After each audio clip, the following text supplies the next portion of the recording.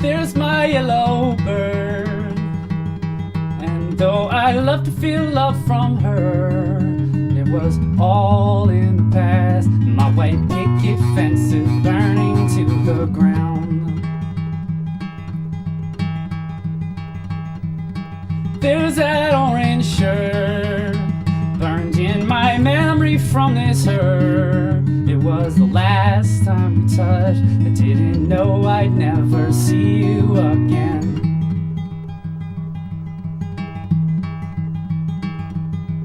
Won't you let me go? For every man has known a love of this kind.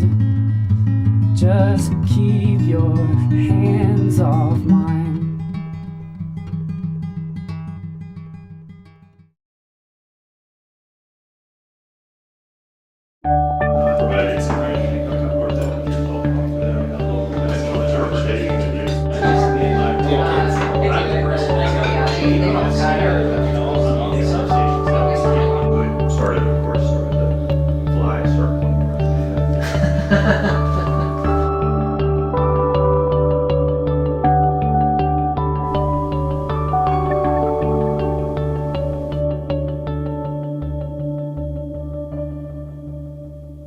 Why the DR pilot?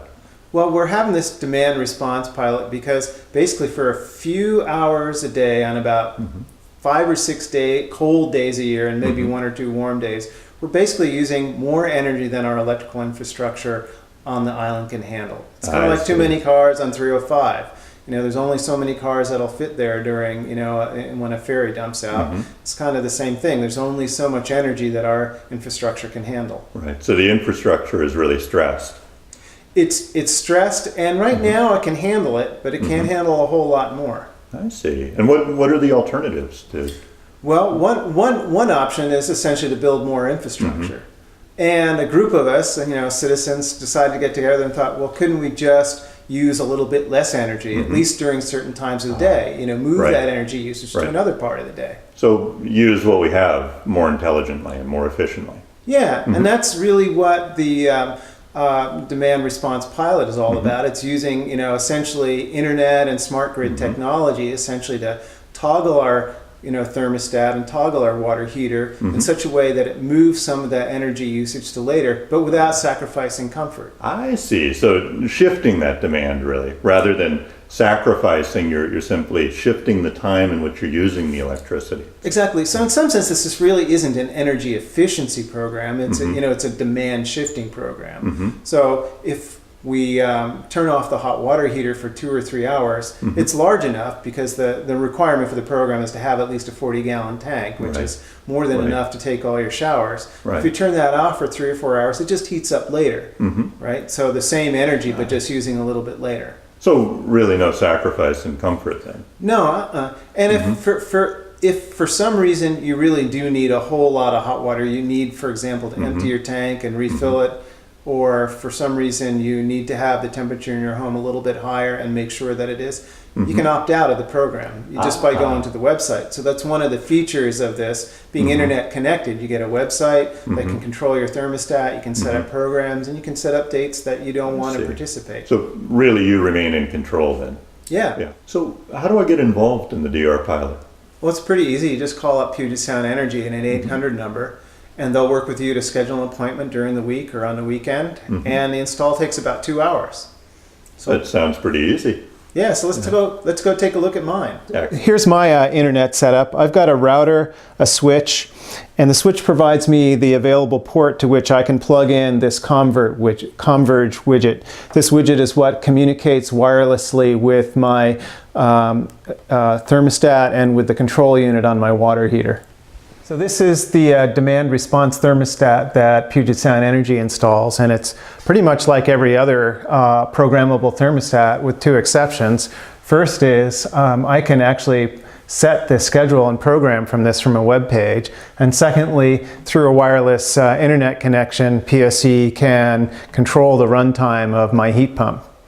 Typically they cycle at 15 minutes on and 15 minutes off during one of the very infrequent demand response events that happen during particularly cold winter days or particularly warm summer days. One of the requirements to participate in the demand response pilot program is to have a hot water heater 40 gallons or more. This is an 80-gallon tank, which is more than enough water should it be shut off for a couple hours during a demand response event. And how it's hooked up is the power that normally came into my hot water heater is just connected in series with a switch that talks wirelessly to the widget that we saw next to my broadband router. So it sounds like this pilot is really employing some cutting-edge technology, but I wonder about perhaps folks who aren't as interested in the technology. Does this involve a lot of technical knowledge or complexity? No, not at all. I mean, it plugs into your broadband router, and from there, what's plugged in, I never have to interact with. The programmable thermostat, I program it once, and it's just like the thermostat I had before, and I don't even notice the switch on the hot water heater. So, to the first order, you know, I don't even see any of this technology unless I want to. Okay. You know, so they take care of all the installation and all the setup, and actually plugging the widget into the router, installing the thermostat, installing the switch to the hot water heater. And from then on, the only thing that I'm conscious of is, like I said before, is that if there's a demand response event, there's a little red light that goes on. So you don't really even have to know what's going on behind the scenes. Exactly. But what about comfort? Well, during those times that there's a demand response event, there's essentially taking my heat and cycling it on and off in about 15-minute intervals. So I'm not without heat during those 3 hours of, let's say, those 5 or 6 times a year when we have it. I'm not without heat. They're just turning it on and off every 15 minutes. And I know with my home, I don't lose much heat over the course of 15 minutes. And when the heat comes back on, not only do I regain that little bit of heat that I shut off, it's fairly close to the temperature set point that I would have anyway. Right. So it's my still hot water comfortable. heater is more than big enough for all the showers I want to take before it needs to be reheated anyway. So I don't even notice that at all. I see. But what about control? What if you decide that maybe you don't want to participate in a demand response event? Well, in this case, I can go to the website and put in a date on the website that I don't want to participate. The other thing I can do is I can call PSC and actually tell them I don't want to participate. So if I'm not comfortable, going to the website, I can just call them up. Oh, very good. So you ultimately remain in control. Exactly. Yeah. Well, very good. Thank you. Cool.